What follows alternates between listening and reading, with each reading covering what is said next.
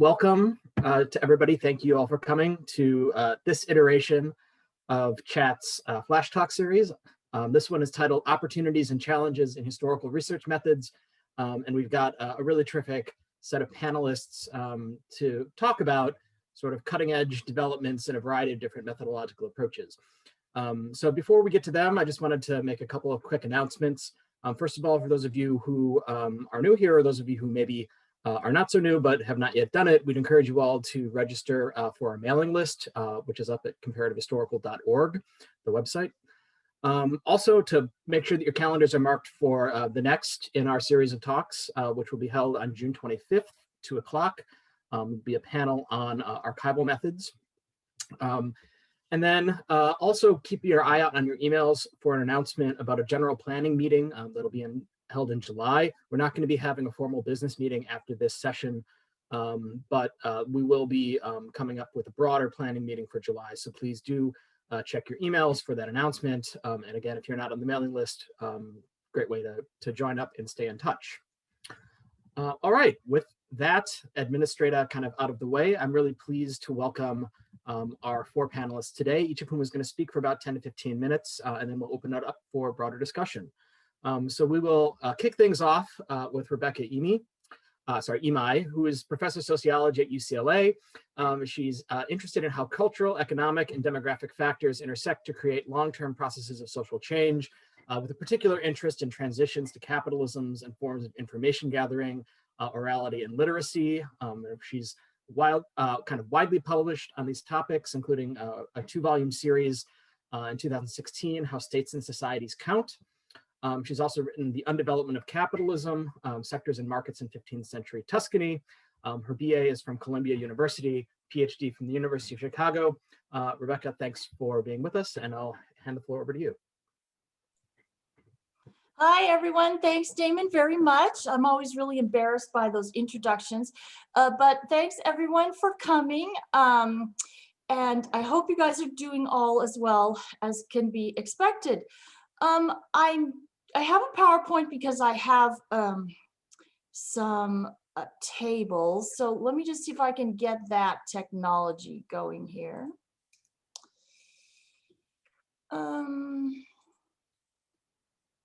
I actually hate PowerPoint, but with tables and Zoom, it's sort of the best we can do. Okay. Nick and Jacob, you're the only people I can sort of see. You can see the screen, yeah? Yes, absolutely. Okay, cool. All right, well, thanks everyone. Here, I'm gonna put my timer on too. Anyway, thanks. This chat really has been great. Thanks everyone for organizing it. And I know it's a lot of work to get things up off the ground and then to keep it moving. And thanks for the talk series. This is also great to actually have some communication with everybody, and thanks for inviting me for the talk, and then thanks everybody for coming. You know, it's at the end of the quarter here, so I'm sort of stretched thin. I know probably everybody else is too, so thanks a lot for everything.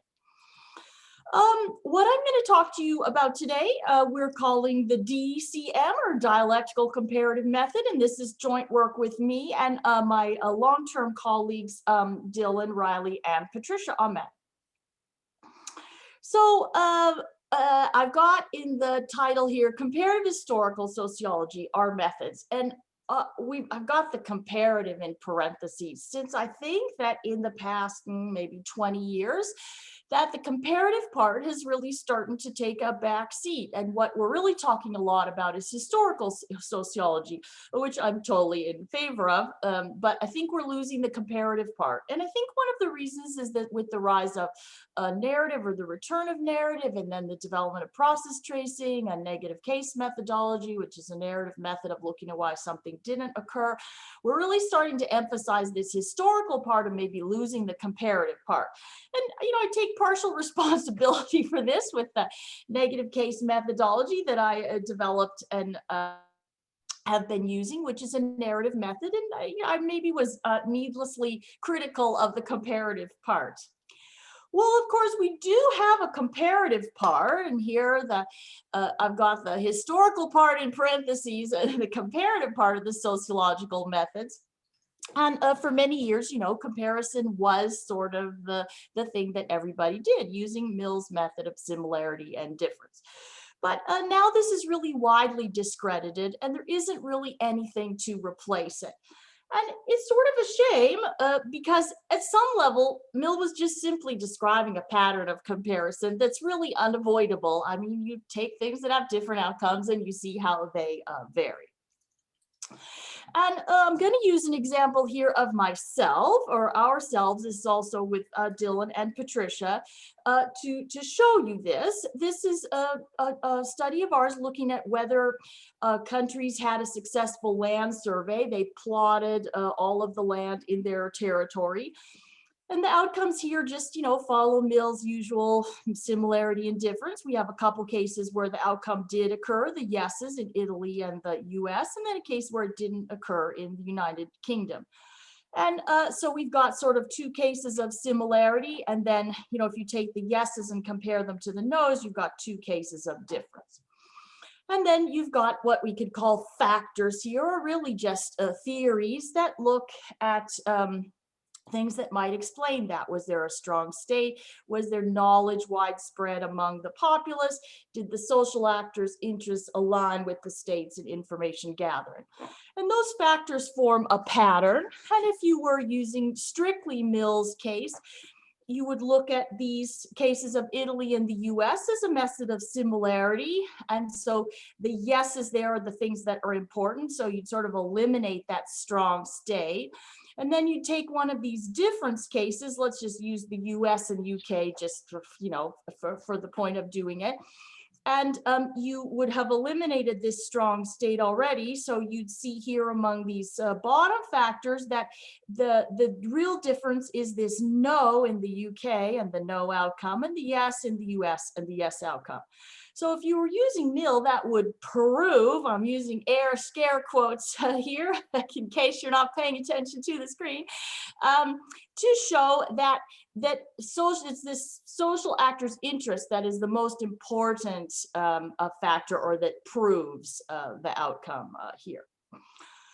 Well, the comparison works and it's useful. I mean, if we said, we even mentioned Mill in the methods section, the paper would be immediately rejected as useless. I know this because it actually happened to us.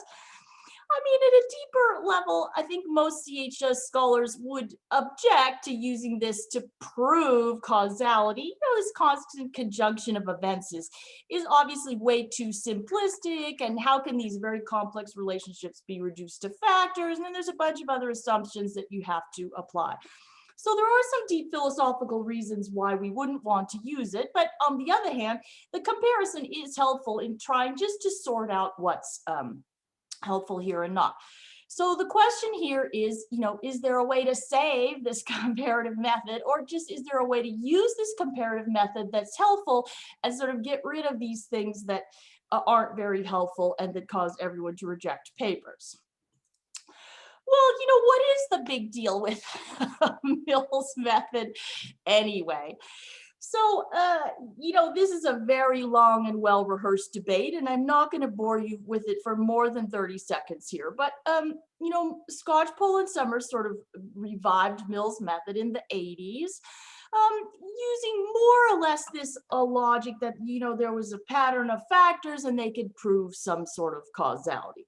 And then, everybody threw a huge fit, and some of the criticism is probably a little bit misplaced, but, some of the reasons were, you shouldn't be using induction, sort of a positivist method of positive philosophy of social science that's outdated based on induction, it's not going to work. Another really interesting thing is a lot of the criticism was that Mill himself said you couldn't use it in social science. Well, I don't know how many people even read a Mill to start with, so that may have been a problem. Actually, what Mill said is that you couldn't use it inductively in social science, but you could use it iteratively, starting with deduction and then using induction and going back and forth is actually what he said. Well, okay, so then could we actually use Mill's methods as he proposed, using this sort of iteration between deduction and induction? Well, I doubt it. Mill was using a sort of reductionist position. It's kind of like a cross between maybe psychological reductionism, a little bit of rational choice theory, sort of based on these, innate preferences that people have, and then kind of analytic realism. You can kind of build up from this. I don't think most CHS scholars, would think this is going to fly. But I think we can just reframe comparison. And so this is what we're trying to do. We're using, try to use realism. Realist philosophy is a more appropriate philosophy of social science. We are using what we call dialectical realism, which Bhaskar, sort of the primary developer of realism, actually advocated for late in his life. And we just published a paper just out in TNS just in February on this, so I just refer you to that. We try to conceptualize the pieces of the table not as fixed factors, but actually as relationships. So what's a strong state? That's a relationship between many different pieces, right? Which you can sort of give a label, but really underlying it, it's a relationship. And those are true of all of the sort of explanatory factors, but actually relationships. Sort of keeping those things in mind, the empirical findings don't eliminate factors per se or eliminate relationships. They don't isolate definitive things, and they don't prove or disprove in some strong sense of the theories. Instead, if we sort of apply this realist understanding, we're using this evidence as providing evidence for a theory or against a theory. A single test isn't going to ever prove or disprove anything, but certainly we can accumulate evidence for and against. And the other thing that we try to use is what I've called in my other work loose deduction, that everyone has a starting place or positionality, and so you have to start from that, and then using deduction and induction dialectically or iteratively. I don't know, we coined this word diduction. Half the people hate it and half the people love it. So, but anyway, it just captures this going back before and forth between deduction and induction.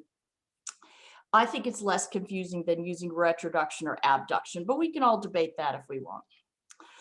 Okay, so let's get to the meat of it here, which is this same table that I showed you at the beginning of the talk, but this is just reframed in this DCM method. And the findings here, the factors, now just think of them as code words for relationships, if you will. And the main innovation is to think about what the theory would predict vis-a-vis this outcome, and then think of that as either present or absent. So the theory predicted that the factor would be there or that it wouldn't be there.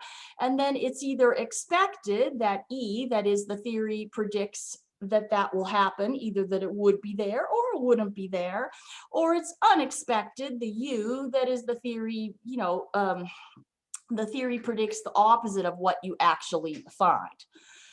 So you go through your empirical evidence and see whether it's unexpectedly present, that is, the theory says that it should be absent, but it shows up anyway, or whether it's unexpectedly absent, the theory says it should be there and it's not, or then where you get the things that you're supposed to, it's expectedly present, it should be there and it is, or it's expectedly absent, it's expected that it's absent and it is. And you just go through these and figure out which they are. And then the unexpected things disconfirm the theory and the expected things confirm the theory. So we can assign all our cases based on what the theory predicts for that particular now relationship, and then kind of add those up. And so we get sort of 3 disconfirmations of the strong state theory. We get kind of half and half, like some confirmations and some disconfirmation for this tacit or local knowledge. And then we get sort of a very strong finding for this confirmation. Well, if you've paid attention, this isn't any different actually than what you'd get from Mill's method in terms of substantive findings. We've had to give up the part about these relationships proving a theory, but I think most CHS scholars would think that's a little bit unrealistic anyway. But we can still use our empirical evidence to examine our theories empirically. And just like with the Millian conclusion, we sort of show that this last factor seems to have the strongest empirical evidence. This is mostly just the slide of what I just said. So, you know, we're showing that this Millian method is not wrong in its usefulness, but we have to give up this philosophy of science, which isn't really very helpful anyway, so I don't think it's a big loss. The other great thing about this is the UP, UA, EP, and EA, just whether it's expected or not, actually link very systematically to then using a narrative method, which I just don't have time to show today, but it's in our paper. And so we're not saying just use comparison, we're actually showing a way to use comparison with a narrative method and which kind of narrative method works when and where. And again, it just gives the same sort of results. One thing that it actually helps us do is this sort of half and half thing. We understand better why we would actually have to use a narrative to trace that out. Because if you look carefully at these relationships and sort of represented as factors, it's actually much more complicated. There's sort of different types of knowledge in Italy than there is in the United States and the UK, which actually violates Mill's, you know, nice simple comparison here. So this is just to show you that we're not saying this is used alone. It actually fits with the narrative methods. All right, so then in conclusion, I've written here a comparative historical method with neither one in parentheses. I think this is just a way to revive comparison to show how it works and also fits with these narrative methods that have been developed, you know, in the past 20, 30 years. And we've recast a comparison in a more useful and hopefully realistic, that's intended pun, philosophy of social science. Oh, this is my plea. If you're reviewing our article right now, which is under review, please don't hit the reject button when you see the word Mill. This has already happened several times. It's very frustrating. You know, I don't mind substantive critiques, but honestly, we're just like people looking at Mill and freaking out. All right, so that's my plea. Thank you very much. Thank you, Rebecca. Really fascinating talk, and I'm sure we'll stimulate a lot of discussion in the Q&A. Before we get there, though, we've got a few more panelists, and so next up will be Tony Chen. Tony is Associate Professor of Sociology, Director of Undergraduate Studies at Northwestern University. He studies American political development since the New Deal with a special focus on business-government relations, civil rights, social policy. His book, The Fifth Freedom, offered a new account of how and why affirmative action emerged on unemployment. And he's currently completing a book on the origins and development of affirmative action in college admissions with Lisa Stolberg. His work has also appeared in AJS, Journal of American History, Studies in American Political Development, and he's currently co-editor of a new series on Cambridge Studies in Historical Sociology. Tony got his BA from Rice, his PhD from the University of California, Berkeley, and we're really happy to have him join us today as well. So Tony, floor is yours. Hey everybody, how you doing? Nice to see a lot of you virtually. So I like the Brady Bunch format even when I'm giving a talk. So it's a real pleasure to chat with you guys today. I'm really looking forward to the Q&A. Thanks so much for the invitation, Cristina, and for organizing us. Such a great panel. I'm really honored to be part of it. I'm really just gonna share some thoughts with you that I suppose I've been evolving after having taught a couple of workshops at Northwestern on archival methods. graduate students periodically come to us, to me, at Northwestern when they're going through their training, and they're like, so how do you do archival research? And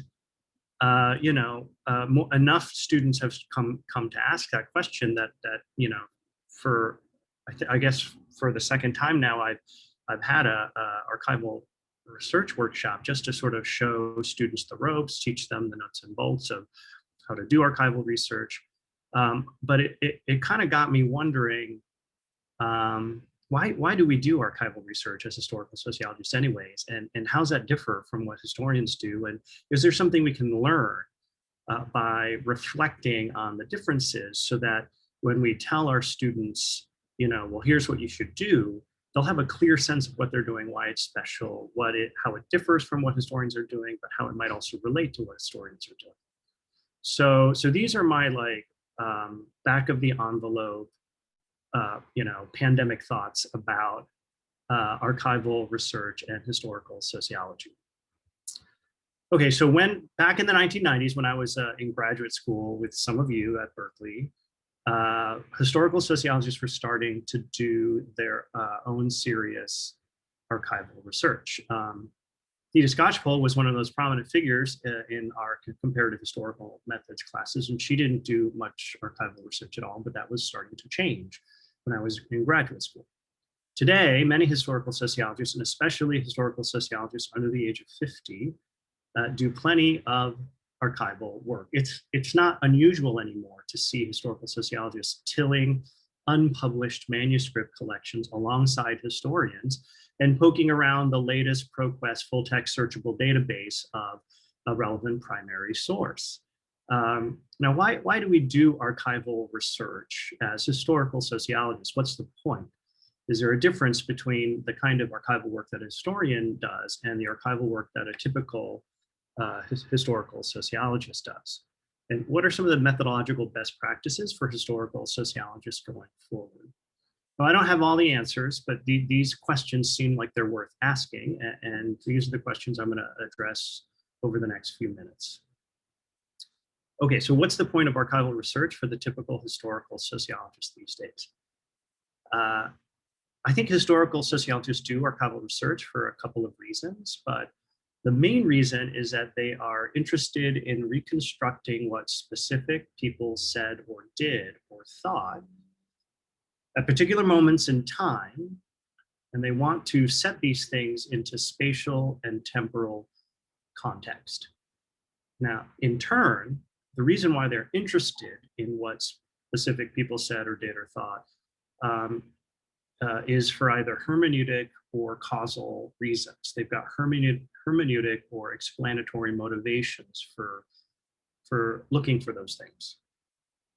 What they're doing, in my view, is looking for evidence that their interpretation or their explanation is right.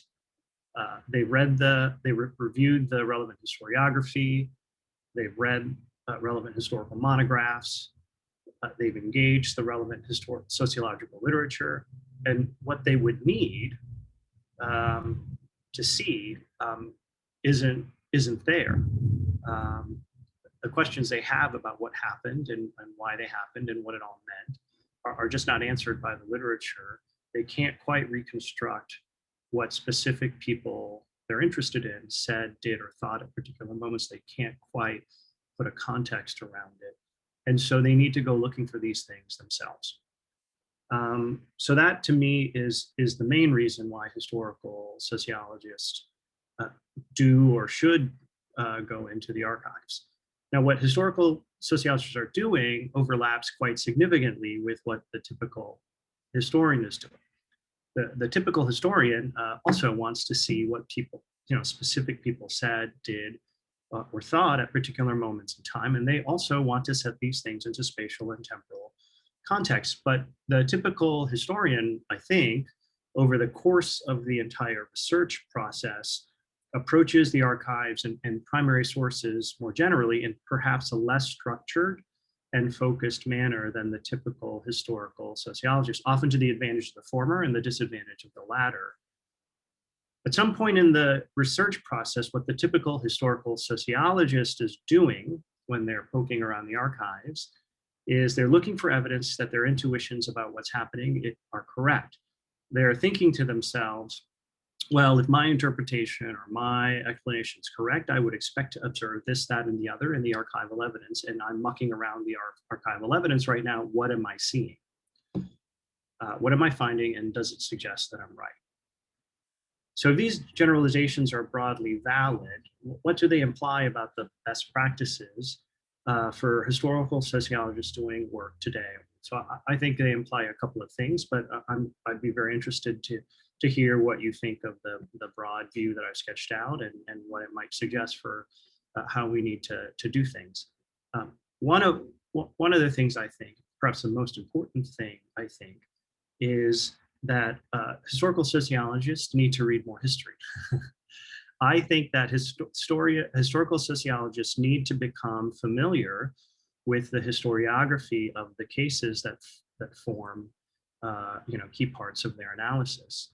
And by that, I mean that they should become familiar with not just the surveys of the periods that these cases belong to, but I also think they should become familiar with the monographic literature around these cases, to the extent that those monographs, speak in some clearly relevant way to what the historical sociologist is doing.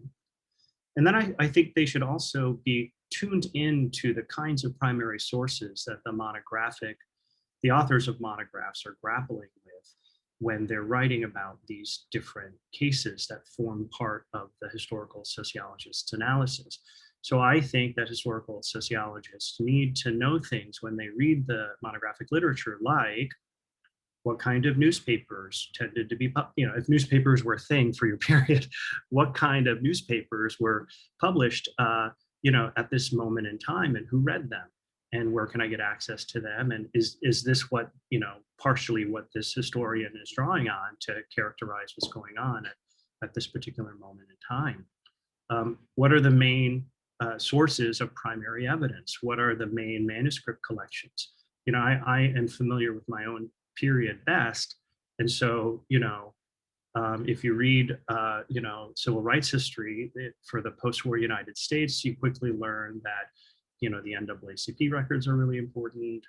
You learn that the Friends keep really important records. You learn various different parts of the National Archives that contain government records, federal government records that might be relevant. These are the sorts of things that I think historical sociologists would do well to ask and answer. These are sort of the questions that they would do well to ask and answer at the outset of their research process, so they can kind of dial into the universe of primary sources, including unpublished archival manuscript collections that they might need to consult in order to find evidence that they are right. So that's the first thing. So I think that historical sociologists would do well to read more history and to read it for very specific reasons. Now, once they've gotten done sort of taking a first pass at these literatures, chances are they're not going to find what they need, or they're not going to find everything that they need. And that's when they need to start looking for, they need to start to be a little creative in searching for evidence that they might use to establish that they are correct. And so that's when I think a useful moment to search a little bit more broadly about beyond what's been done, and to try to kind of shake the trees a little bit to see what new unexamined sources are out there that are worth doing. So that's when you start to look at your cases and to make lists of people or organizations that we just don't know enough about, and then to take that list and to plug it into Archives USA or many other different sources or tools, databases that can tell you whether or not manuscript collections of the sort that you need are actually available where they're located. After that, I think it's, there's sort of like I would sort of advocate for a kind of recursive process when you're doing research, because, and what I mean by that is I think, as soon as you know like what archival sources you should really tap because they're not really available, or you can't really find what's in there by just reading through the secondary sources, I think you should get into the archives. So I think that you should get into the archives, once you have a clear sense that you need to be in certain archives. And when you do, I do think it's like a quasi-magical experience if you picked your archives correctly. But then I think it's important to step back after making a trip or two to see what you're finding and to see how it compares with what you need, because maybe it doesn't really stack up that well to what you need. If it does, then great, you've gotten a little lucky, but you probably also did your homework. But if it isn't quite what you need, you'll know it. You'll know what you're going to get out of that archive, but you'll also know that you need to go to other archives. And so stepping back and sort of comparing what you think you're finding with what you need to be finding and what's already out there is an important moment in the research process for historical sociologists who do archival work. And so tacking back and forth between being in the archives and then stepping back for a more panoramic view of your sources, I think toggling back and forth between those two perspectives is really useful. And I think that historians probably do some version of that, in their own work. But with historical sociologists, as I say, our process is more carefully anchored, not carefully anchored, but more closely anchored to some interpretive or explanatory generalizations that we want to make that we're searching for evidence of. So maybe I'll just stop there since I think it's a logical place to wind up. I'm really looking forward to any thoughts you guys might have.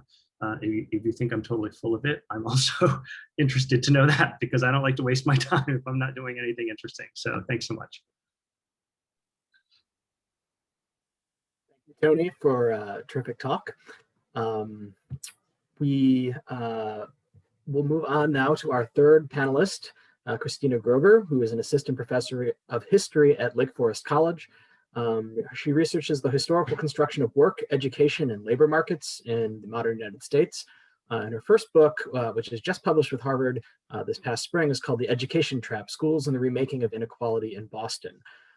She's been funded by the National Academy of Education, the Spencer Foundation, and her work has appeared in the History of Education Quarterly, Journal of Urban History, and the Journal of the Gilded Age and Progressive Era. She received both her bachelor's and PhD from Harvard University in history. Cristina, thanks so much for being with us. Thank you, Damon, and thank you to my co-panelists and everyone for being here. So I think I'm the historian on the panel, and I wanted to talk a little bit about quantitative methods within history departments, and talk a little bit about kind of the history of quantification in the field of history. And I will talk a little bit about how I use some quantitative methods in my own book and why I think it's really important for historians to engage in quantitative research. But just as kind of to start as like a personal note, because I think probably most folks are in the audience are historical sociologists, although I could be wrong, but kind of when I was training in a history department, quantitative analysis was basically absent from kind of the formal training process. So methods courses, usually, we would talk about differences between, say, intellectual and social history, and we certainly read books that were based in some types of quantitative research, but the kinds of training in, say, statistical software for analyzing quantitative data sets, and what it seemed like my colleagues in other social science departments were doing, that was really absent in the history department. And so when I decided to pursue a project that was on education and labor markets, and I knew I had to engage with the work of other social scientists, I received a lot more guidance on quantitative methods from members on my committee that were in economics departments, whereas the historians on my committee sort of said like, great, we love your project, but we can't really help you on the methods part. And the one exception that I think is interesting, I think there's a lot of interest, and when I was in grad school, there was actually funding within the history department for the digital humanities. And that umbrella term, I think, it means a lot of different things. It encompassed everything from sort of digital mapping projects, textual analysis, to TAs creating course websites and PowerPoints for their professors. And I think there's an interesting discussion to be had also about sort of where university funding is, if it's chasing sort of cutting edge technological trends, even though quantitative research wasn't actually a lot of what the digital humanities meant. At least that was my experience at my time in graduate school. So I'm gonna share my screen for a second.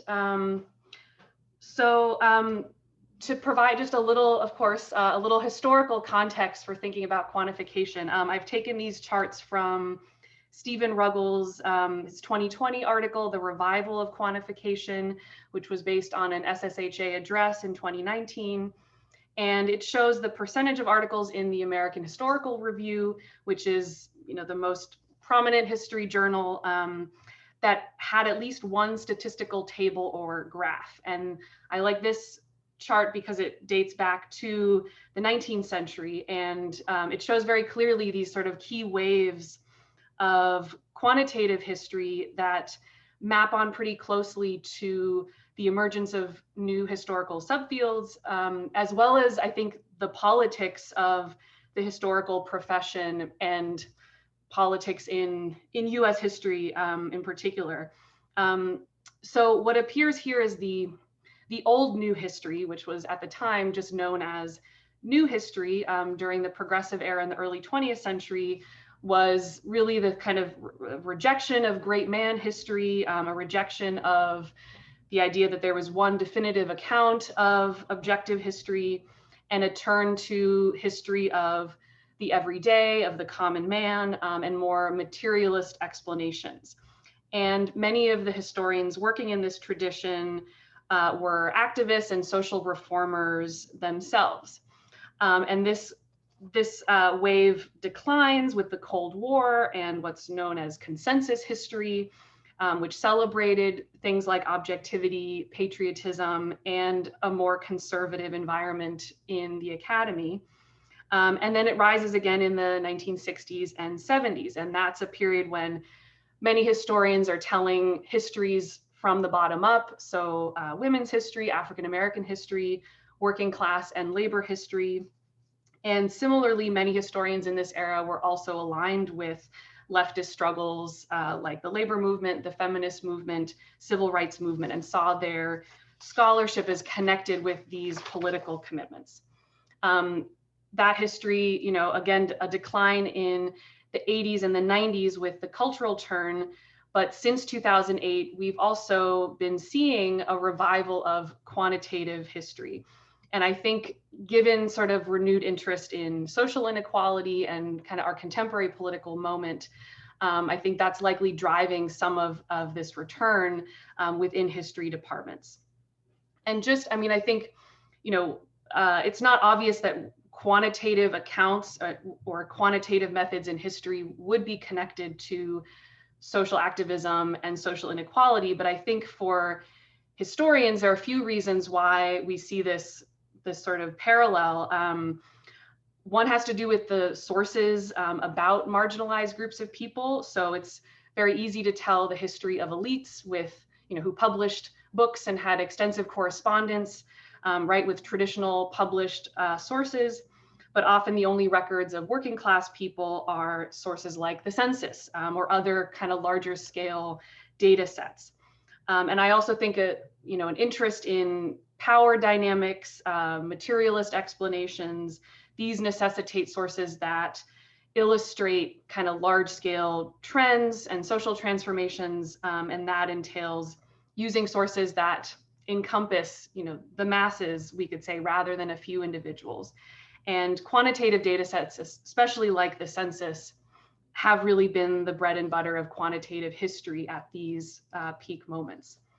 And so you'll note, this sharp decline within history of quantitative methods in the 80s and 90s. But I'll just show you one more graph that shows quantitative historical articles, historical research outside of history departments. And what I find really interesting is that, through the 80s and 90s, it's not as if there was less historical research being done. It just was not being done in history departments anymore. It was being done outside of history. And I think with the recent revival of quantification within history departments, in some ways it's historians catching up to all of the technological advances and other methods that have been developed in historical methods outside of history itself. I'll talk a little bit about how I ended up using quantitative methods in my book. My book looks at the rise of formal education and how education restructured labor markets and inequality in the late 19th and early 20th century in Boston. I use IPM's 100% samples of the US Census. Let's see, do I have? Yeah. Of the US Census from 1880 to 1940. And while I was writing these new census samples, or 100% samples were released. And so, every single person in the census is part of these really incredible data sets that allow for really fine-grained analyses of economic trends, of demographic trends, educational trends. Most historians, I think it would be fair to say that most historians have never heard of IPMs or like using some of these census data sets. So whereas if I talk to social scientists outside of history departments, most people are familiar with them. But these kinds of sources allowed me to create charts like this that trace the changing occupational structure in Boston. I also used census data to look at overrepresentation of specific ethnicities and races and gender in specific occupations that I link to trends in education. And I think, all things considered, these are actually pretty simple charts and graphs, right? Like I'm not doing any fancy statistical analysis, but even this kind of just sort of, basic numbers about occupations and demographics is often absent from a lot of historical studies, even ones that are social history or economic history. And I think it's really important now, especially that it is so much easier than it was, say, in the 70s to do this kind of, basic demographic data for historians to embrace quantitative methods and become more familiar with quantitative data sets. And I'll conclude by saying that, at the same time, I think historians also have a lot to offer social scientists looking at quantitative data, and that is kind of the historical context, right? So what I found in making these charts and looking at occupational and demographic trends was that it was really valuable to have this information, but it didn't tell me at all, why this was happening or how to interpret these kinds of trends. So the book also uses many different qualitative sources and archival records, newspapers, school reports, company records, student diaries, to interpret and contextualize quantitative trends. And I think this is kind of the nexus where historians have a lot to learn from social scientists, but also historians can offer their own training in historical context and interpretation to enrich our understanding of what these data are actually telling us. So I'll stop there. Thanks, everybody.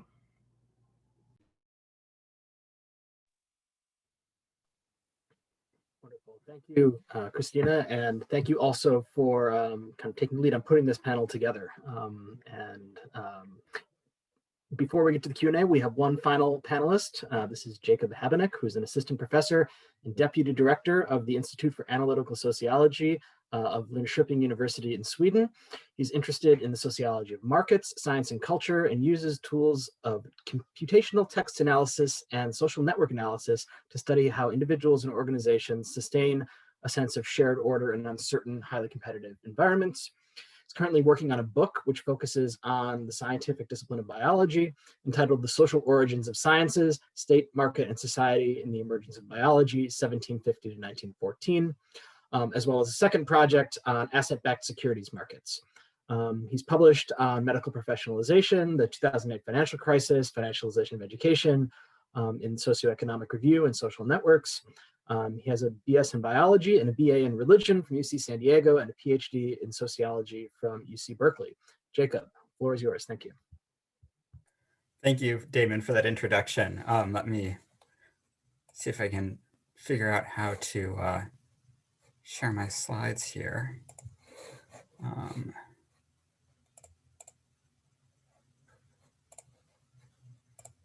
I should mention it's almost 9 o'clock in Sweden, so my brain is moving a little more slow than usual. But you can see my slides now, right? Yes. Okay, great. Gonna set my timer as well so I don't run over.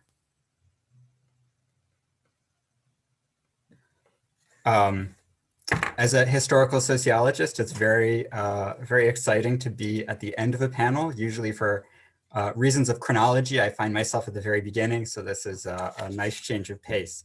I've been asked to say a few words about what I'm calling here a big archive. And what I mean by signaling the relationship between big data and archival research is to sort of flag a twofold relation. Big data makes archives bigger and more accessible, so there's a change in that relationship. But at the same time, big data, despite the name, is not a big data set. It's structured much more like a big archive. So there's a sort of possibilities for flows of ideas and information in both ways, from kind of historical social science to computational social science, and the other way around as well. And then today's talk, I've been asked to discuss the opportunities and challenges for computational historical social science. I guess I should have tried to squeeze comparative in there as well, but that just seemed entirely too long. And I'm going to break this into 3 parts. So opportunities and challenges for everyone interested in history and historical social science, for the qualitatively inclined, and then for the quantitatively inclined, trying to sort of encompass all of us here. You know, I could draw on my own research to talk about this. As Damon mentioned, I had a large project on the emergence of biology, where I was kind of a free rider on a large digitalization initiative of university materials in Germany. Right now I'm working with the Swedish Academy on a digitalization project of materials for the Nobel Prizes. So I'm deeply involved in these questions, but to highlight the opportunities and challenges of future research, I wanted instead to draw on 3 different examples of work that's not my own, but I think really highlights what is possible here and also what we need to attend to. So for everybody, perhaps you already know the Slave Voyages database. This is very much a part of this revival of quantitative history that Cristina was just talking about. This is a product of a huge effort to document not only the tens of thousands of slaving expeditions, but also the names of Atlantic captives, African captives and slavers, and eventually the merchant families sponsoring the voyages. And in that way, it's really paradigmatic of how digitalization can make history newly visible and accessible in ways that carry wide-ranging implications, not just for historical social scientists, but for everyone, anyone interested in the Atlantic slave trade, of course, but the history of enslaved peoples, but also really the development of capitalism, you know, the sort of core concerns of our discipline. And in principle, this deluge of digital archival data is accessible to anyone. Here I have a scary asterisk here because, of course, it's not anyone. It's anyone with internet, a computer, and skills to access the materials. Although I should say that in this case, an enormous amount of work has been done to make those materials accessible without, really having to understand, to know SQL or understand databases or things like that. But the very scale of the Slave Voyages database also illustrates the challenges of this kind of work. The database itself is the result of 4 decades of work across archives in 5 continents and is now maintained by a consortium of universities. And for this reason, we historical social scientists often find ourselves dependent on others to identify archival material, render it machine readable, and decide what to do with it, how to store it, how to present it. So we have more data for all, but more data from a more restricted group, which carries very important implications for what gets done and what doesn't get done, what's left undone, I should say. For the qualitatively inclined, there's already lots of great work in sociology, but here I'm going to draw on an example from digital humanities, Ted Underwood's recent book, Distant Horizons, Digital Evidence and Literary Change.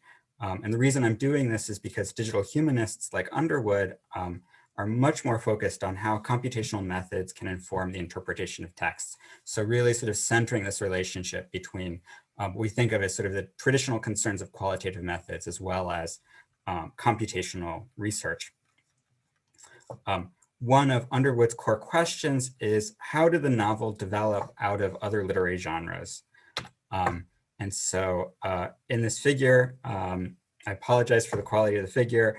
He takes a machine learning algorithm that's been trained on a text corpus of biographies and novels and asks it to do a totally traditional machine learning task, out of sample prediction.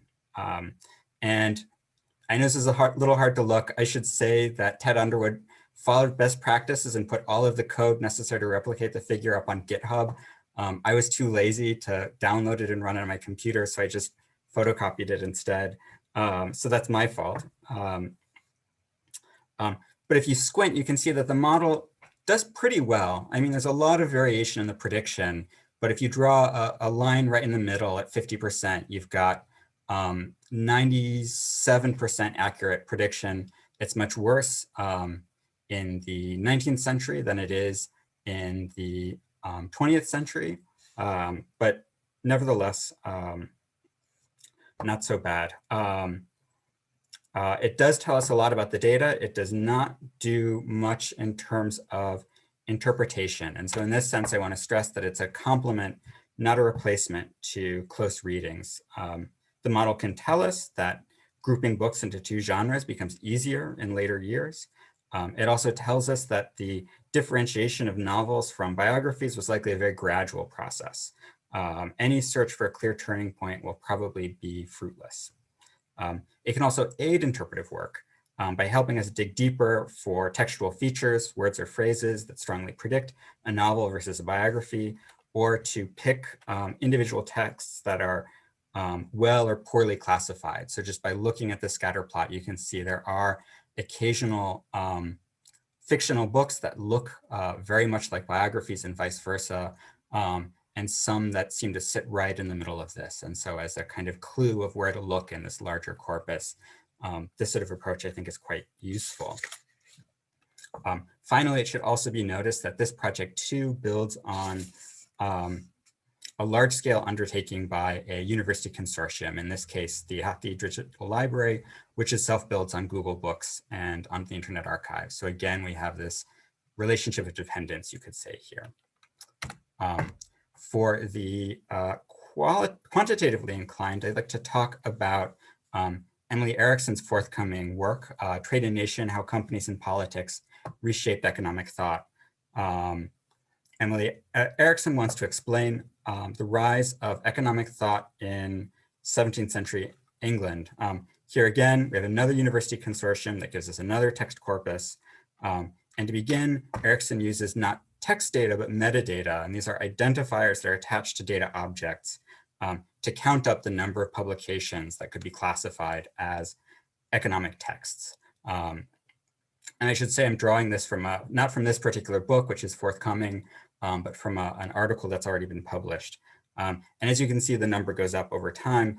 Erickson then uses this kind of data for causal explanation using standard time series models to show that the founding of chartered companies, that is to say state-sanctioned monopolies, and decreases in the representation of merchants in parliaments predict increases in economic publishing. So still in the world of traditional quantitative social science, two nice causal mechanisms, a data table, coefficients that we can interpret, and so on.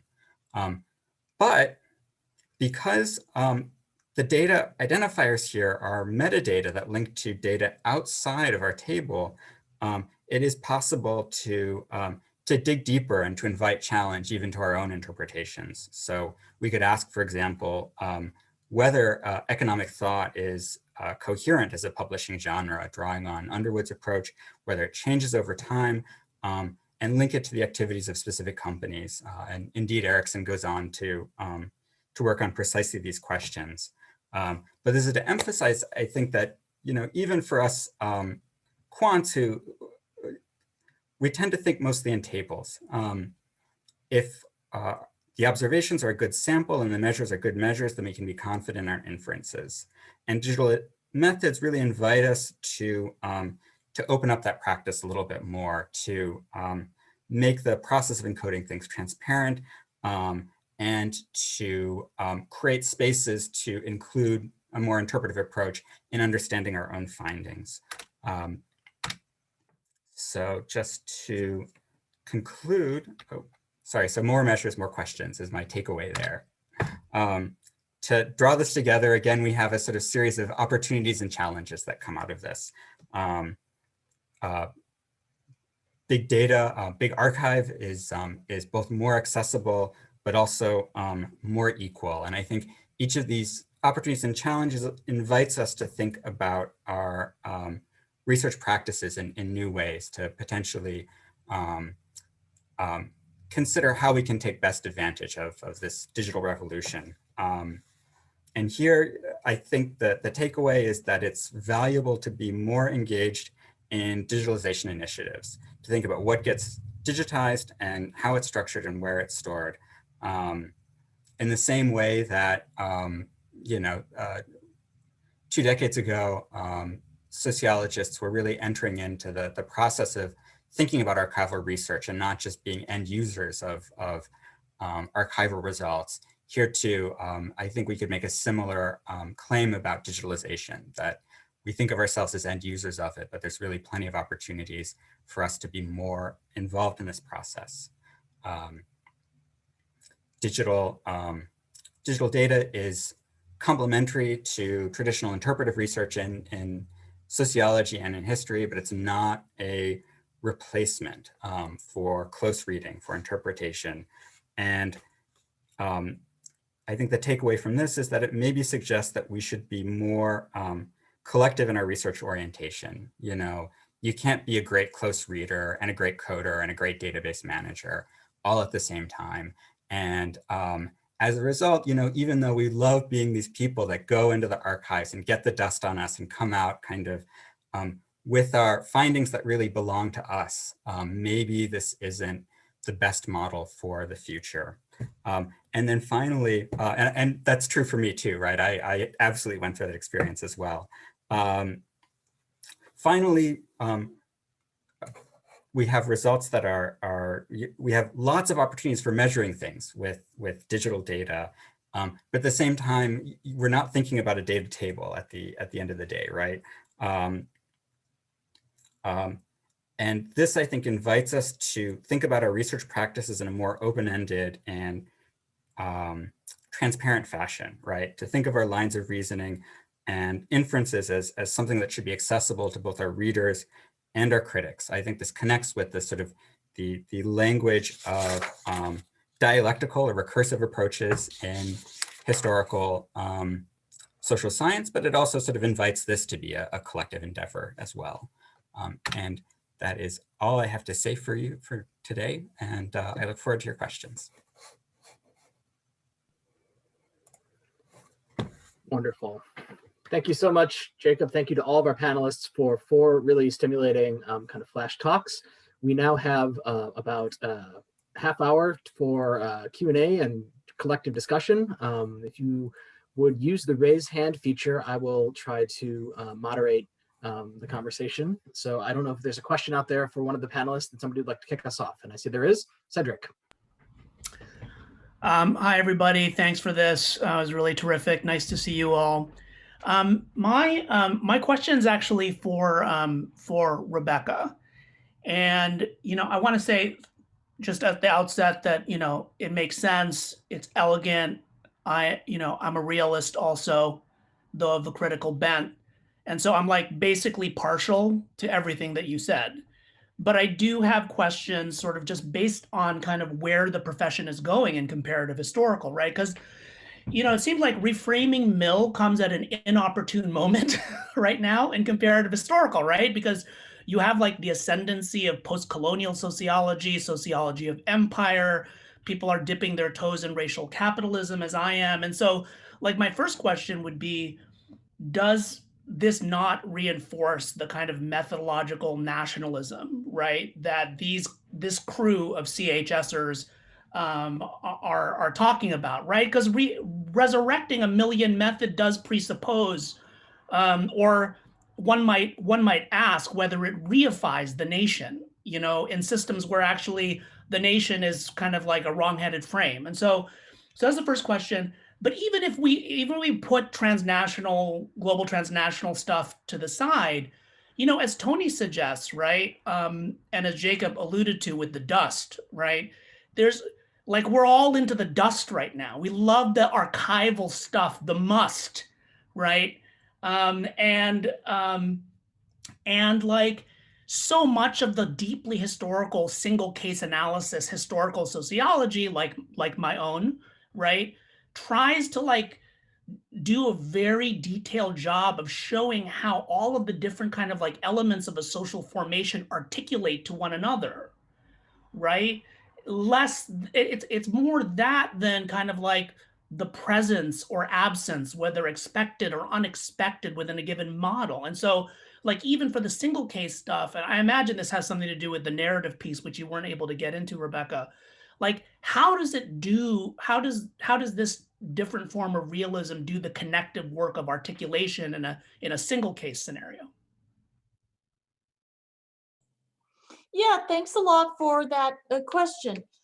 Sure, so let me give you another example of some trouble that I got into, also with my colleagues, is that we have it's forthcoming now as a small book on racial categories in the Spanish colonial censuses in Puerto Rico, and then going into the US imperialist period.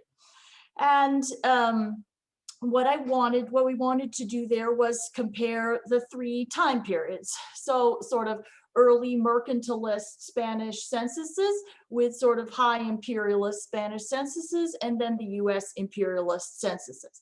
And what we wanted to do was look at how the racial classification changed over time. And it was I've been doing research in the archives since the late 80s, just to throw out my qualifications here. So I looked at thousands, it seemed like tens of millions of Puerto Rican censuses, right? It was the most painful archival process actually in my entire life. I went to the Family History Library, which is close to where I used to live, in the Church of the Latter-day Saints, and I sat in the reading room because they've got every Puerto Rican census that ever existed is there. And I sat there in the reading room for hours and days and months and looked through all these Puerto Rican censuses. And so I know these censuses inside and out, Don't ask me to read a Spanish novel, but I can read any word for you in any handwriting from the last 200 years, maybe 300 in a Puerto Rican census. So, so I wanted to, show that detail over time and how they changed and sort of what effect they had on, sort of everyday classificatory systems. So I wanted that detail that you're talking about. This is looking at colonialism. It's looking at how these imperialist powers actually, in this case, didn't really change everyday classification. So sort of showing this power from below of everyday ordinary actors. But I also wanted to capture that those sort of chunks of sort of mercantilism, Spanish imperialism, US imperialism. Those aren't nation states. And they violate all of Mill's methods. They're obviously linked over time. They're not independent. And, how am I going to do that with preserving that narrative and all of that detail? I can't use Mill. But I can use my own DCM method because it allows me to group things in a non-nation state way with things that aren't at all nation states, that never would be a nation state. I don't have to use any of those assumptions, and I don't need the assumptions of independence either. Can I prove that the census had an effect in the mercantilist period that it doesn't have in the imperialist? No, because I don't have those million assumptions, but I don't really care because I don't really think I'm going to prove one of these theories in that strict sense anyway. So it's a very inopportune time. And that's why the darn paper keeps getting rejected, because I'm sort of arguing against the grain here. But, like Jacob, come on, everybody, let's have a little, a methodological pluralism here. I've been the queen of mixed methods, could I boast another qualification for almost 35 years. Most of my papers have some sort of qualitative interpretive element and some sort of quantitative part.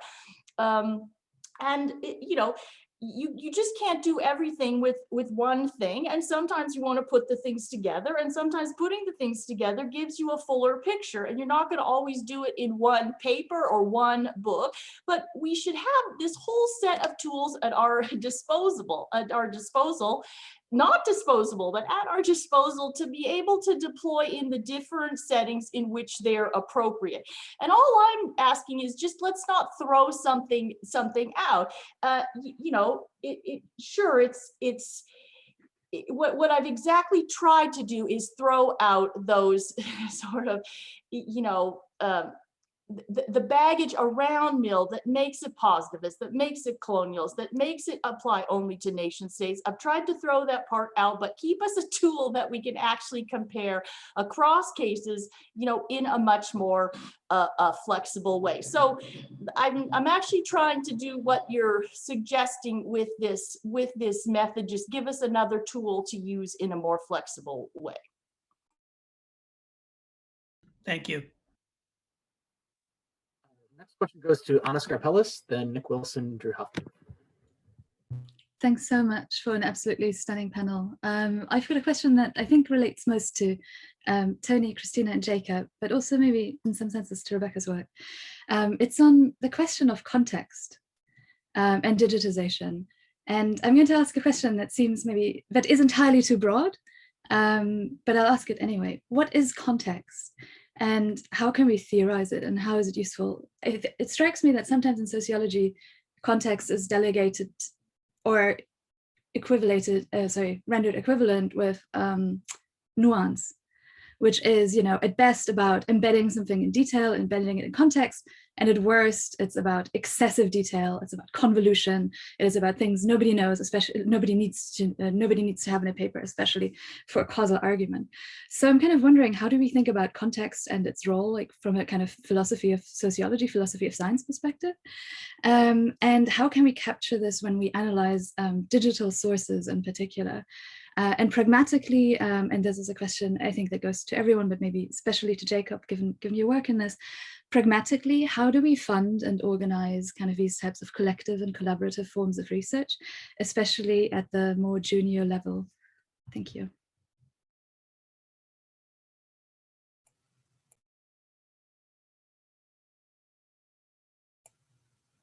Should I go first? Okay, I see some fierce nods. I don't have a good answer in terms of the question about context, because you're right that there is a conflation of context and concreteness that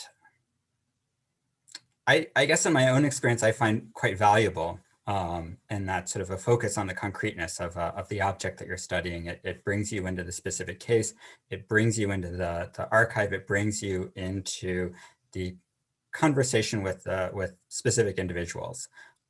In terms of context, I mean, maybe it's one step out, right? Thinking about what are, how does, what would I say? So it's, see, this is a hard question.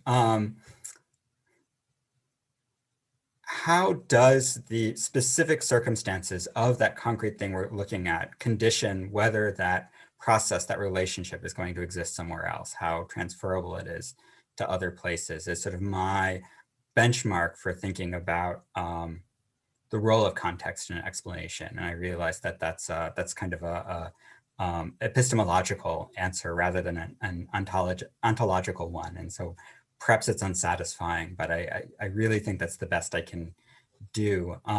In terms of digital digital research, you know, I actually find digital research to be conducive to thinking about context, to thinking about specificity, just because it allows you to chase down pieces of information much more quickly, at least where the kind of digital breadcrumbs have already been placed. Certainly in my work looking at early biologists, for example, you know, it's very easy to approach these people entirely in terms of their work as biologists, and certainly in a kind of conventional history of science archive or history of science library, that's precisely what you end up doing. But of course, many of the core actors in that project are very active elsewhere, right? In terms of politics, in terms of university administration, in terms of social movements in ways that are really essential to understanding, you know, who they are and how they understood their own scientific work as contributing to their life's project.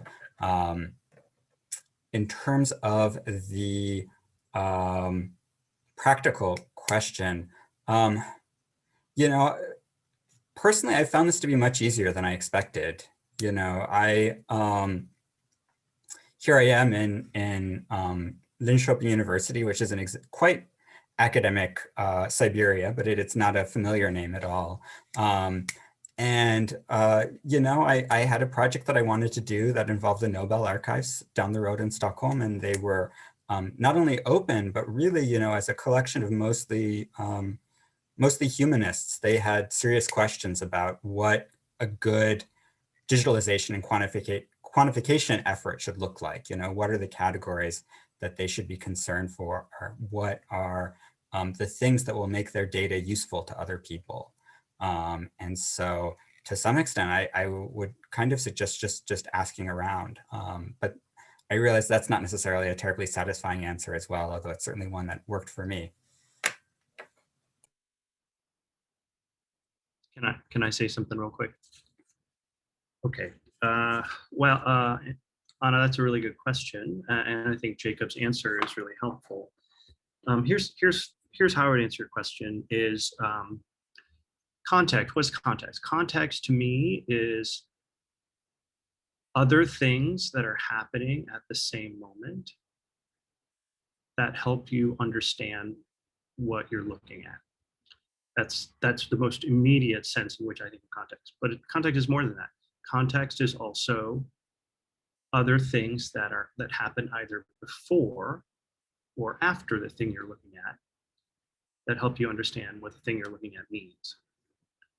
And finally, context is other things that are happening elsewhere, either at the same time or before or after, that help you understand what you're looking at. So to me, that's what context is. The text is like the thing you're looking at. It's the attitudes of ordinary Americans about race in the South after World War II, maybe. And then, you know, if that's what you're looking at, then the context for that is other things going on in the South, other things going on at the time, other things going on in the South before World War II, other things going on in the South from the 70s onwards. Like those are all pieces of context that help you understand the object of the text that you're looking at. So to me, that's what context is. And you know, I think that context is one of these soft skills, I think, that is so valuable, but hard to, command of context is like one of these soft skills that's really hard to put your finger on. You can't train for it per se, but that really helps to distinguish high quality work from let's say, not high quality work.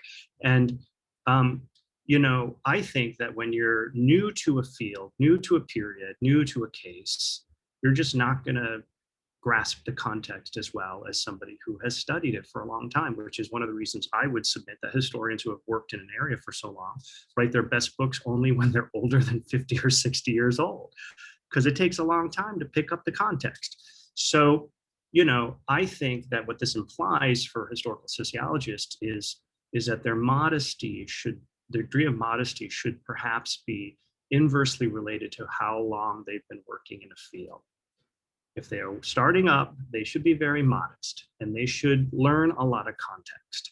And then the older they get, then the less modest they can be, although that's probably a natural tendency.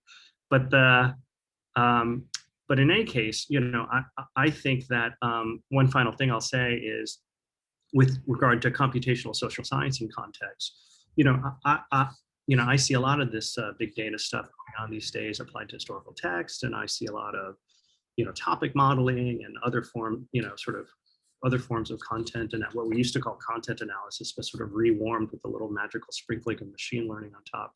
And I think I like that stuff. I think it's valuable and we get something out of it. But I do think that it's nice to sort of, as Jacob has suggested, to make sure that you do some close reading around that to know what you're getting. It's important to retain the context. And so in, for instance, topic modeling applications, like, you know how when you learn regression, you know, and it's some observational regression technique, and you're supposed to go through all kinds of specification checks and robustness checks and placebo checks and all that kind of stuff. Well, we've got equivalents in historical sociology too. We've got to do context checks. So when you do like a big topic model and you're like, hey, look at how this theme, you know, it intensifies in issues of the Rifleman put out by the NRA over the course of the post-war period. Well, you want to make sure you go in, you know, say like you're able to generate a graph out or a chart out of that. You want to go into the actual texts and read them, you know, here and there and spot check it to make sure that your interpretation of what it means and what it says is right. And so, you know, context is crucial, Anna, I think, and I'm so glad you brought it up. And it applies to everything that we do in a lot of different ways, and it's something that we should keep foremost in our mind as we do our work. And I'll just add, I think what Tony hit on is, and also in his initial remarks were kind of spot on, that at least in history, like you don't always know which, so I guess the question for me is usually which context. There's like an infinite amount of data out there. So your task is to figure out, you know, what is relevant. And I think, you know, that's why reading really widely is helpful. And you don't always know sort of what is going to hit you as relevant. But I think like some of the best and most interesting historical work is basically like showing how like two contexts or two sort of realms that have never really been put together are actually very informative. And so like what I'm trying to do in the subfield of the history of education is often very separate in history departments from, say, political or economic history. And so I'm trying to show how, right, in order to understand what's going on in education, you have to understand this broader economic context. So just sort of, but yes, this depends on your interests and kind of which context you find to be relevant for the kind of topic that you want to explain. I'm going to take chair's prerogative here, and we have 3 questions in the queue. I'd like to collect them all and then allow the panelists to respond to them, maybe draw some connections among them. So Nick Wilson, would you like to kick us off with your question? Sure, and I have the dreaded question comment. So I'm going to just go with this, partly building off something that Katrina said in the chat that was also the direction I was going to go, which is a version of scholarly reflexivity, because I think that part of Cedric's question as well is really, what is our object of analysis? And I think a lot of the work towards interdisciplinary exchange and inter-subdisciplinary exchange that we're all driving towards is really a question of how to stabilize and commensurate what we are actually studying so that we can mutually talk about it. And all I mean by that is for example, the question about racial capitalism or methodological nationalism is ultimately a question of how you stabilize and bound what you're talking about, or whether or not you're going to break it apart and make it boundless. That intertwines with problems of causal inference, which is one of the big sort of issues in the application of statistics to historical materials. Of course, there are ways to do that, but you have to get pretty decisively outside of the standard statistical inferential toolkit that your modal sociologist carries. But then also, you know, to Tony's point about learning the historiography, I think one of the really crucial things going on there, and I speak as somebody who works in probably the second densest area of historiographical debate outside of American political development, which is, of course, British imperial history. Part of what's going on there is that the historiography is not just a sort of random error term biasing one direction or another. It's in fact a set of paradigms and puzzles that draw the historians in the particular very different directions from historical sociology. And so I think the point is, right, that if we're going to have that kind of dialogue with historians back and forth, we absolutely do need to understand historiography, but I just think it's a non-trivial problem to sort of commensurate our object of analysis across all of these different areas. Thank you for that question comment, Nick. Drew, what's your question / question comment? Also a question comment, but brief. Basically to say that, you know, I have some interest in things like machine learning and content analysis and things like that. But what has been most interesting to me about digitization is the opportunity to bring the dust home and to organize it better. And so, you know, I just wanted to say that I'm now in a position where I just scan everything at the archive. I don't even bother reading it anymore because it takes longer. I scan it all, I OCR it, make it machine readable. I put it all into a qualitative analysis program, which allows me to tag it, to code it. There's also methods of auto coding it based on dictionaries that you create. So there is a real, and that allows me to make connections specifically between actors and their organizations that I simply would not be able to do otherwise. Moreover, to bring home things that I didn't even know were useful at the time. And so I think, and then the last thing I'll say is I'm starting to share a lot of these scans with other people now. But I wish we could post them up online. There's some resistance from the archives themselves. And I guess that's a question for Jacob about how to wear down that resistance, et cetera. But anyway, so that's it.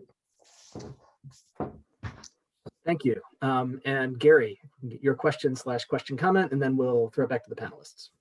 Yeah, thanks. This is a wonderful panel. So thank you to the panelists, and also thank you to Damon and Nick for facilitating this. So I guess like I have more of a comment and a question. Comment based on essentially Mill. I actually do think, like, say, even from a post-colonial period lens, Mill can be very interesting. Particularly reading him against his career as a chief examiner of correspondence for the East India Company for one. And even in the way that he kind of begins to kind of think about the question of race. So perhaps maybe the whole kind of concern about methodological kind of nationalism has to do with, in a way, how we construct our units of analysis and how we essentially come to kind of grapple with, what were the existing units of analysis that social actors in that particular period were engaging with, and whether it makes sense to say group a certain, to adopt a certain unit versus another. So that's one. So that's my comment from Rebecca's exchange with Cedric. My question is more for Tony, and I was taken a little bit by kind of a relatively quick comment that you made about, like, say, the comparison between historical sociologists and historians. And I know this is something that you probably have a lot more thoughts about. I really appreciated your whole discussion of context earlier. But when you mentioned that sociologists are a bit more systematic than historians, I can imagine a lot of historians might have a lot of things to say in response to that.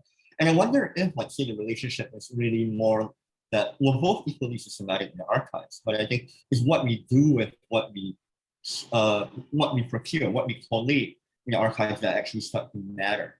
And maybe the question I have, the add-on question, I guess, for that would be, if you could elaborate a little bit on what you talk on the archive as well. I'm thinking here about Diane Vaughn's book on Challenger launch decision, which I think is exemplary in her approach to archival work. And what's really fascinating is I know this oddly connects to the whole question of context. That the way she read the archives at the beginning of the project at the end was completely different. And what constituted, how the archive was compiled and how it made sense to her, took on a different meaning as she kind of continued in her project, as she basically unsettled the narrative on the commission of inquiry set up to kind of investigate the Challenger launch disaster. So anyway, thank you. Thank you. And I will hand it over to the panelists for the last discussion. Oh, I can start since I didn't go last round. Well, these are very deep questions. I guess I don't think they can be answered in the abstract, because I think that what we're studying changes over time. And so whether things can commensurate or not, how much context they need, what the casing is, all of those things change because what we're looking at changes as well. So I think that, we need to do what good comparative historical sociologists always do, is, explain the thing that needs to be explained. And then, yes, it's sort of a fine skill of looking at, the casing, the context, the commensurability, all of those things carefully for the thing that we're doing. I mean, again, I guess I would, look for criteria that apply to the work and consider it holistically. A lot of what I do is in the pre-modern period of time. If people are joking in the chat about 17th century handwriting, like I've read stuff much earlier than that. Sometimes it's actually easier and sometimes it's harder. It really depends. I think you could actually do OCR on some early medieval text. It's text, it's so beautiful, but the sort of 15th century Italian hands, there's no possible way. It's just too many abbreviations. So, and I get criticized a lot. Well, you can't compare some pre-modern thing, to a modern or a postmodern thing. Well, why not? Why dismiss that out of hand as something that, can or can't be done? Look individually at it and look at it in the context. I'm often working in a period of time where there's no nation state. So this doesn't really bother me that much. Okay, so historically one developed. So that has to be part of then the explanation that I'm making. It can't just be dismissed out of hand. I love Tony's definition of context. I actually teach how to write a context section to my graduate students because it's so important. And when I was working a lot on the stuff on Tuscany, I felt like I wanted to send each paper with a little recording that explained that this work was during the Renaissance, when like all models of European education changed, and that everything people do, all that academics do and say today, stem from this period of time. Because I got the question so much, like, why does anybody care? Or in other words, can you give me more context, right? So this was a case where people really, they just didn't understand like why this was important and things like that. So again, this is for that particular case, context is you have to provide more than in other instances, like about ourselves 5 minutes ago, which everybody just assumes is natural, like look at the AGS or the ASR, right? So I would like to advocate for these things being attended to, but defined specifically in research, and again, just for pluralism, that things not be dismissed out of hand because you can't compare that, you can't compare this, or you can't use this, you can't use this, but to look at it sort of research by research, take the things into account, but not dismiss them out of hand.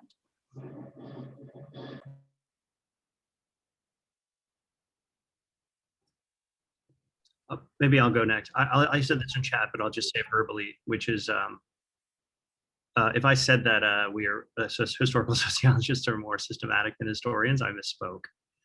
It's not what I meant to say. What I did mean to say was something like, at some point in our research process, sociologists become very obsessed with validating an interpretive, particular interpretive or explanatory claim. And we get kind of lashed like Odysseus to the mast to that claim. And although I guess it's not really a good metaphor, because isn't Odysseus, aren't his eyes closed? Well, we're supposed to have our eyes open, looking for, we're lashed to this claim that we want to make, and we're looking for evidence that we're right. And I think historians don't maybe do that in quite the way that we do. They're a little freer to explore all kinds of different things that they find meaningful and probably are meaningful than sociologists. And so that's what I meant to say.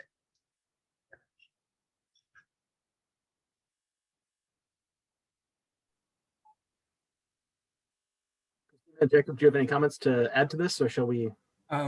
Yeah, I can jump in, not just on the Odysseus thing. It's the ears that matter, right? I don't know what's going on with the eyes. On the issue of context, I really thought that Tony's comment on precisely this issue that people are criticizing is actually really useful here, right? We as sociologists were interested in crafting an explanation or an interpretation.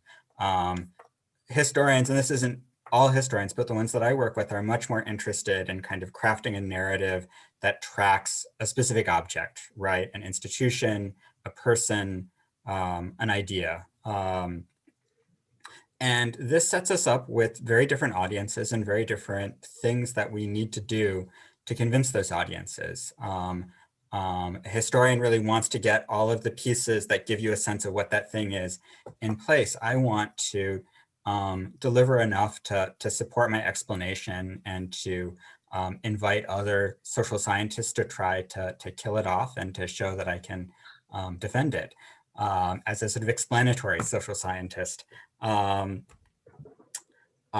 So that's really, it is within the research community, I think, that these things get stabilized. And there is a nice connection between this idea of explanation and this idea of audience.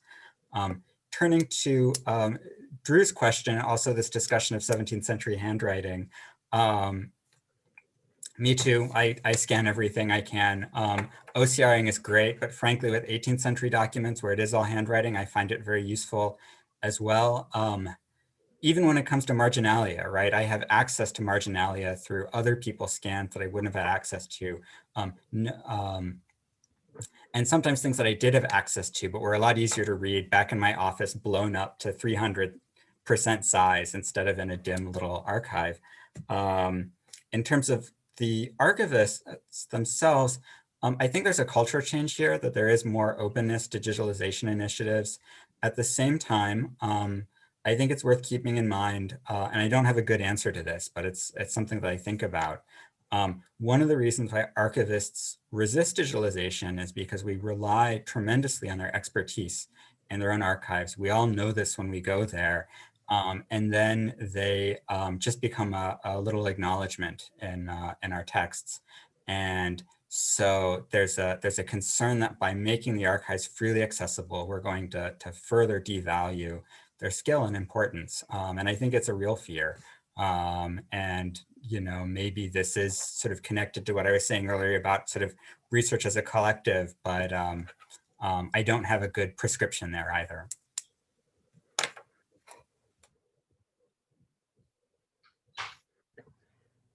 And I'll just add, I mean, I don't take too much of an issue with the idea that historians on the whole are probably less systematic in going through. I mean, I think there's a lot of ways in which what I've been struck by in dealing with social scientists is how a lot of things that in history are kind of like your training, say in methodology or even sort of theoretical frameworks, that just isn't as emphasized as it is like other aspects of methods in theory are much more formalized, I think, in other social sciences. And I think in history, if you were seen as sort of just going to the archives to confirm what you already thought you knew, that would be like, you're not really doing history then, because as a historian, you have to be open to changing your mind. And part of what your original contribution is finding something new, right? Just making sort of an unexpected discovery. So maybe, you know, that flexibility and maybe informality provides a little bit more freedom, and maybe that, you know, does mean more discoveries that you wouldn't necessarily expect otherwise. But I think there's real, you know, there are advantages to both, and this would be another plea to kind of learn from each other in methods and theories and sort of formal approaches. Wonderful. And with that, on this comment, we'll conclude this really fabulous panel with a terrific discussion afterwards. Thank you all for coming. Thank you to our panelists, Rebecca Emigh, Cristina Groeger, Jacob Habinek, and Anthony Chen for really terrific presentations. And again, to Cristina for organizing the panel. I hope you all are having a wonderful kind of end of the semester or soon to be end of the quarter, whatever it may be. And I hope to see many of you back here on, let me make sure I get the date right, I believe it's July 25th. No, June 25th for archival work and discussion, 2 p.m. on the 25th of June. Thank you so much, and I hope to see you all soon. Thanks, everyone. Thank you, everyone.